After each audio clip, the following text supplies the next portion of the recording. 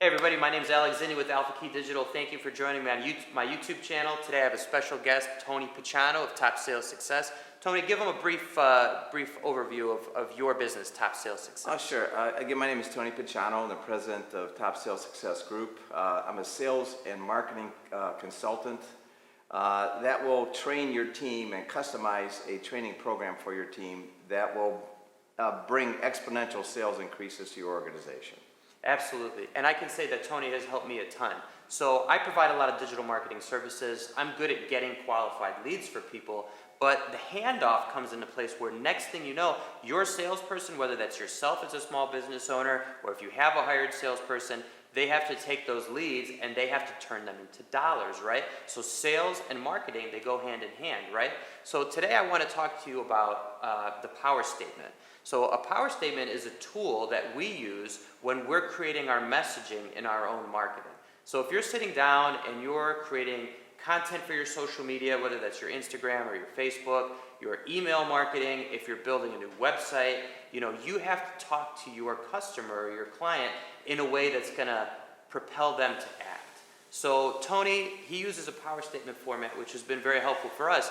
Tony, can you just tell him a little bit about what that power statement is? Sure. For many, many years, businesses used what they call the elevator pitch. The elevator pitch was about the business.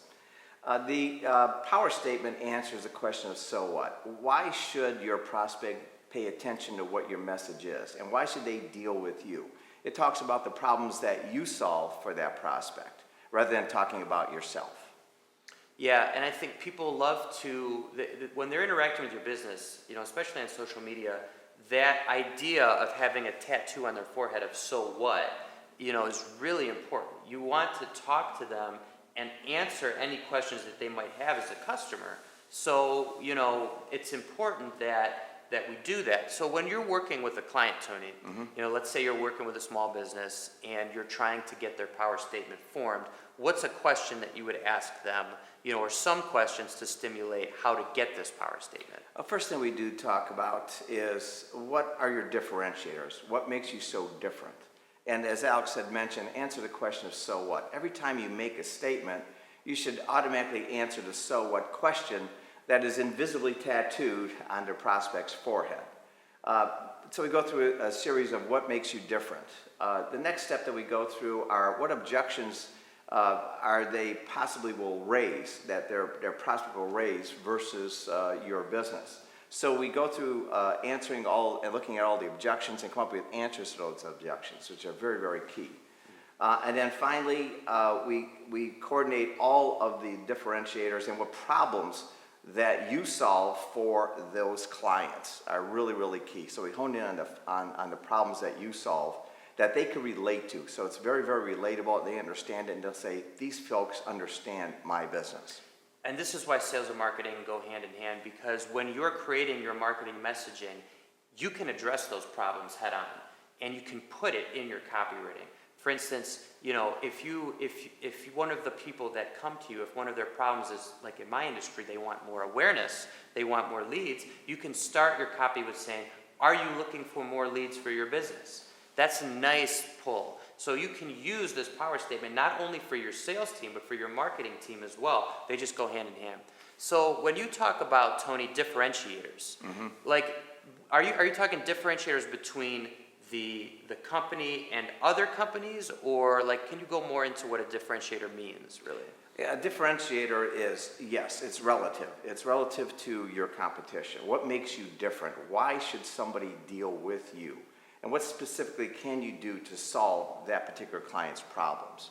Those are the key differentiators because you want to separate yourself from that sea of sameness that exists out there. You want to show that you are the best potential provider for a solution to that client's problem.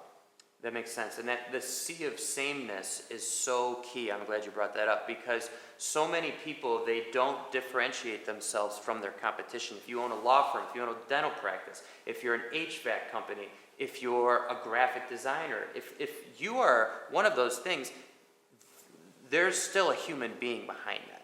And every human being is different, right? So what makes you different? Now, for Alpha Key Digital, what I think makes us different, we do everything in-house. We really care about the local community. I put myself out there as somebody who really wants to provide the highest quality, world-class digital marketing, but at a Cleveland, Ohio price, right? So, that's what I think makes me different, and all the work's done in-house, So, Tony, what would you say to, we're gonna just use HVAC right now as an example. Of course, you can just slot your own business or your own idea into this example. But let's say an HVAC guy comes up to you and he says, I need to make my power statement.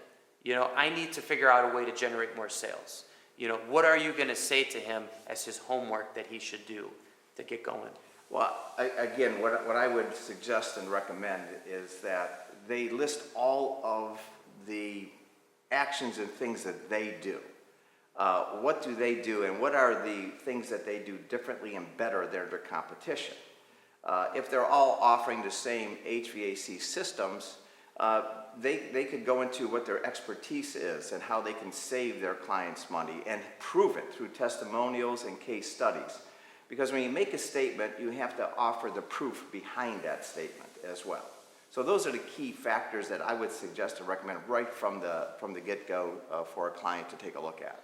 So would you say that like 5-star reviews on Angie's List or Google or testimonials, is that useful to include when a sales individual is using their power statement?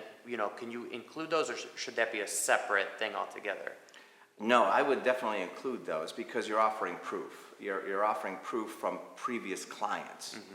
And you're showing the proof to those particular prospects, because many times what you'll be doing is solving a very similar problem to your past customers. That is very, very important to offer that definite proof. Absolutely. Yeah, a lot of small businesses or people who are just starting out, they're not organized enough to the point where they have a distinct sales and a distinct marketing tactic. But I firmly believe that even if you're just a one-man show, you can have these in place that are going to help you grow your business and eventually scale if you do. Myself personally, I spent 5 years doing everything, right? Just doing the billing, doing the proposal writing, being the salesman, being the fulfillment guy, creating the websites, creating the marketing plans, the Google strategies, and all these different things. So I never really separated until you and I sat down and started talking about sales. I never separated the sales portion from the marketing portion, from the fulfillment portion of my business, right? But I think it's beneficial that everybody does that because they are distinct things. So I'm going to give an example. You use social media. Most people use social media. If you're watching this right now, you're on YouTube, and that's social media, or you're seeing it through Facebook, or you're seeing it through email, whatever. But the point is you're seeing it through a digital medium.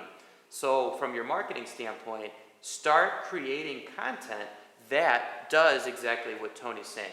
It highlights what your differentiators are. It highlights what some of the common problems that your customers or clients could have and addresses those directly.